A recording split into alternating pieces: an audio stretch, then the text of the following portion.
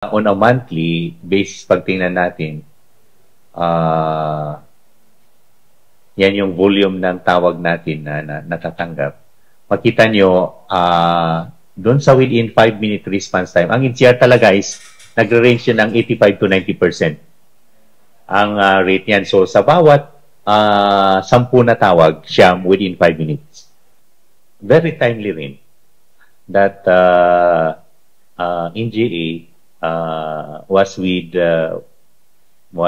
trying to work with yung sa 911 and having those kind of technology na ginagamit sa US. Kaya kami ang unang nag-benefit actually. Ito pa lang yung nakita ko na system na ginagamit sa response. But I'd like to tell you na mabilis yung kanyan. Once na tumawag ka, because we've been testing this, tatawag ka ng 911, one ring, 2 rings, sasagot na kagad sa atin dahil nakakapasok agad eh. Mabilis yung pasok niya sa amin. In terms of emergencies, time is of the essence eh. So, doon pa lang sa system, mabilis na. Nakakapasok agad yung tawag, nakakasagot yung mga personnel natin. Ang main contributor talaga ng pagka-delay ay yung traffic. Kaya ang remedy naman dito sa Metro Manila, ang remedy ng mga pulis naman natin dito is to use their motorcycle.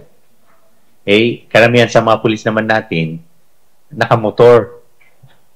Kaya kahit kung minsan personal na nila and out of their desire to respond to this kind of incident, kahit motor nila, ginagamit na nila. Ang masolve naman ng geolocation mapping, yon sa mga depressed area. Yan naman yung kahit pa paano masolve ng geolocation mapping yung depressed area.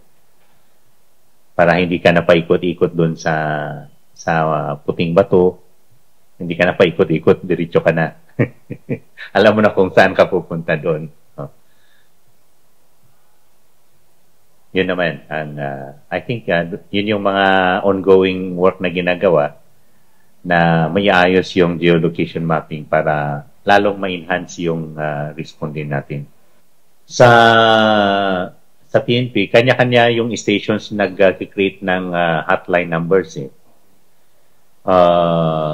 May mga cities din na may mga ni-set up nilang mga hotline. Halimbawa yung I think Marikina, meron silang 163 ganun. Dito sa Quezon City 122, parang ganun. Pero yan ay kung alam mo yung hotline number. So ang issue na naman doon is yung social awareness ng tao.